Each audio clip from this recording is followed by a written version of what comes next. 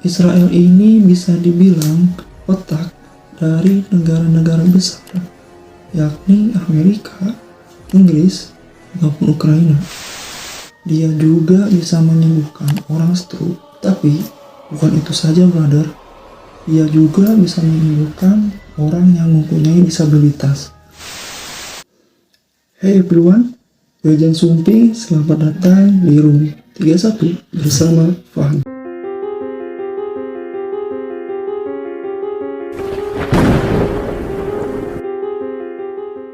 Di video kali ini, mungkin gue akan beda dengan konten-konten sebelumnya, yang dimana konten-konten sebelumnya yaitu tentang gaming atau konten-konten yang lainnya.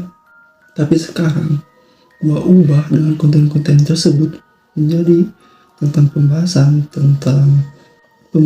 tentang konspirasi, horor, misteri, dan story.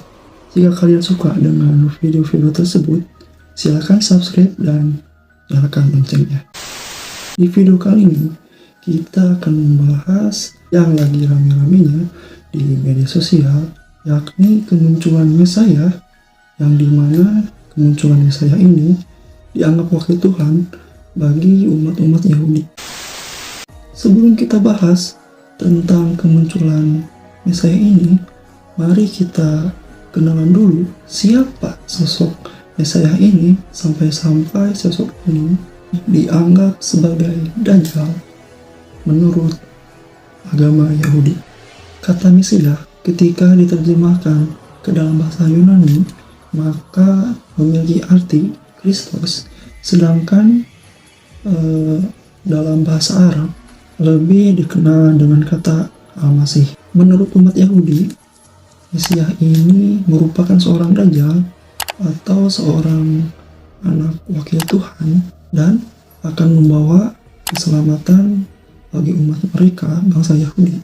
Kehadiran Mesias ini sangat dinanti-nantikan oleh umat Yahudi.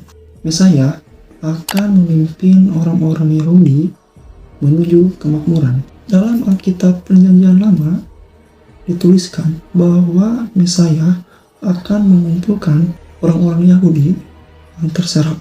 Sedangkan menurut kepercayaan agama Nasrani, Isa Al-Masih adalah Mesias. Hal ini sebagaimana yang dituliskan di dalam Alkitab Perjanjian Baru. Hanya tetapi orang-orang Yahudi tidak mengimani Alkitab Perjanjian Baru. Kemudian orang Yahudi menganggap Isa Al-Masih tersebut adalah sebagai Mesias palsu.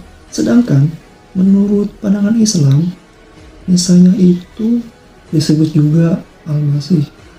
Menurut pandangan Islam, munculnya sosok Nabi Isa Al-Masih adalah sosok penyelamat bagi umat Islam dari kesesatan dan akan menunjukkan bahwa agama Islam ini adalah agama yang benar. Tetapi menurut pandangan Muslim, Isa Al-Masih akan muncul ke bumi ketika adanya sosok yang mengaku bahwa dia adalah Tuhan, dan dia juga mengaku sebagai Mesias, dan sosok ini disebut Dajjal.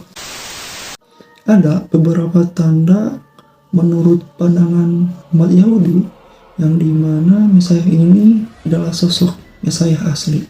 Tanda yang ke-1, bahwa kemunculan Mesias ini akan membawa orang-orang Yahudi.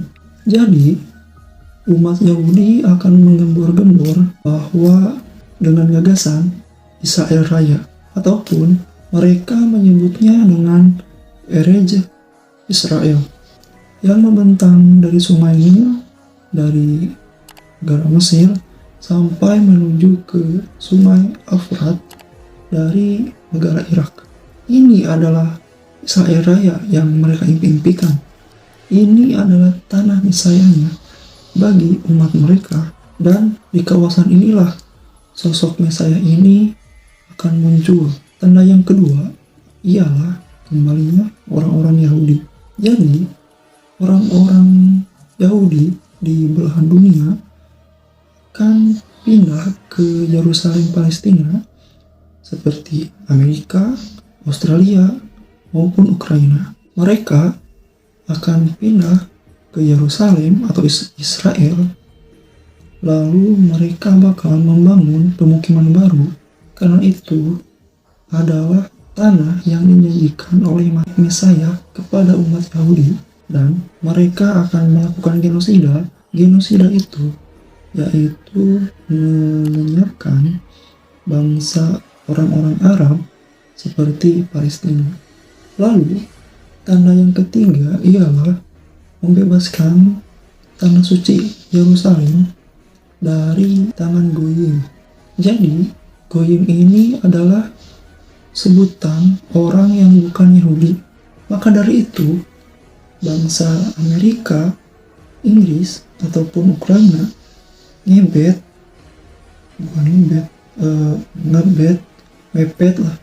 mepet bahwa tanah Yerusalem itu milik Israel karena mereka bagian dari bangsa Yahudi juga, dan mereka ingin juru selamat mereka segera datang.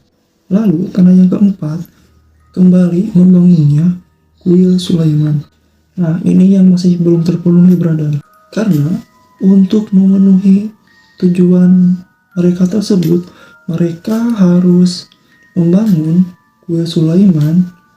Kuil yang pertama sudah dihancurkan oleh Nebukadnezar, dan kuil kedua sudah dihancurkan oleh bangsa Romawi, dan mereka menunggu kuil yang ketiga. Mereka percaya bahwa kuil ketiga ini akan dibangun di masa-masanya. Tanda yang kelima adalah orang Yahudi percaya bahwa di suatu saat nanti mereka bakal menjadi negara superpower seperti halnya kerajaan Nabi Daud dan juga kerajaan Sulaiman dulu. Nah, ini juga yang sering terjadi, brother. Israel ini bisa dibilang otak dari negara-negara besar, yakni Amerika, Inggris, maupun Ukraina, yang dimana negara-negara tersebut yang bisa mendominasi pengaruhnya di dunia. Kemudian tanda yang keenam ialah sumber superpower Israel ini akan dipimpin oleh Mesias. Sosok ini yang bakal memerintah dari atas tahta Nabi Daud. Tanda yang ketujuh, sebelum kemunculan Mesias, menurut agama mereka, kekuasaan yang abadi. Perspektif dari agama Yahudi mereka. Dan yang terakhir, brother, lalu siapa sosok yang dianggap Mesias ini? Pria ini bernama Yenukaruf Salomo Yehuda. Lalu kenapa sih orang ini yang bernama Salomo dianggap sebagai Mesias bagi umat Yahudi? Menurut info yang beredar di internet, dia memiliki tingkat inteligensi yang sangat tinggi. Bisa dibilang dia itu sangat cerdas dari anak kecil sampai remaja. Bahkan dia sekarang sudah bisa menghafal Taurat. Maka dari itu bangsa umat Yahudi percaya bahwa Mesias ini Mesias yang asli bagi mereka. Padahal di dalam umat Islam, anak kecil aja sudah banyak yang bisa menghafal Quran ataupun khatam membaca Al-Quran. Benar kan? Kalau standar mereka untuk menjadi Mesias harus menghafal Taurat, lah kok di dalam Islam banyak anak-anak kecil yang sudah bisa menghafal Quran dari dini.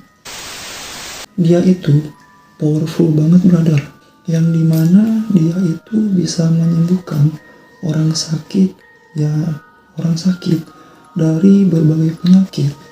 Dia juga bisa menyembuhkan orang stroke. Tapi bukan itu saja, brother, dia juga bisa menyembuhkan orang yang mempunyai disabilitas. Di dalam agama Islam, Dajjal digambarkan sebagai sosok yang bisa menyembuhkan segala macam penyakit. Dan bukan itu saja, brother, ketika mereka melakukan beribadah, mereka beribadah suka memakai yang pakai api-api gitu, brother. Nah, di atas api tersebut terdapat ada sosok Roh Kudus atau bisa dibilang Roh Suci. Maka dari itulah mereka sangat percaya bahwa Solomon ini sosok yang dinanti-nanti umat Yahudi, yaitu Mesias. Tapi ya brother, kalau di Indonesia itu sama kayak Samsudin yang bisa menyembuhkan segala macam penyakit. Coba kalau Mesias ini muncul di Indonesia, mungkin dia udah dibully oleh netizen Indonesia. Menurut ahli Taurat, ciri-cirinya Mesias mereka adalah tingkat pemahamannya jauh dari Robi. Jadi mereka juga ada istilah Robi itu kayak ustadz gitu. Dia itu memiliki arti yang rambut. Dia itu memiliki ciri yang rambutnya keriting, matanya buta sebelah, tapi dia menggunakan kacamata. Apalagi dia sudah mengeluarkan berbagai kesaktiannya. Yang mereka tunggu-tunggu ini mirip dengan Dajjal, brother. Sebab itu banyak orang muslim yang takut dengan kehadiran Mesias ini. Nah, Mesias yang muncul ini belum memiliki ciri-ciri Dajjal ya brother. Rasulullah bersabda, tidaklah diutus seorang nabi melainkan, tidaklah di atas seorang nabi melainkan dia mengingatkan kaumnya tentang si buta sebelah sang pendusta. Ketahuilah bahwa Dajjal itu buta sebelah dan Tuhan kalian tidak buta sebelah, dan di antara kedua matanya memiliki kalimat kafir. Sampai sini kalian sudah paham kan? Dajjal ini terdapat tulisan kafir di dalam jidatnya. Di sini kalau gak ada tulisan kafir berarti dia bukan seorang Dajjal. Dan Mesias mereka ini seperti Mesias palsu. Jadi terserah mereka, agamamu untukmu dan aku untukku. Gimana menurut kalian tentang pembahasan munculan Mesias ini? Jika kalian suka dengan video seperti ini, silakan tombol subscribe dan nyalakan loncengnya. Bye.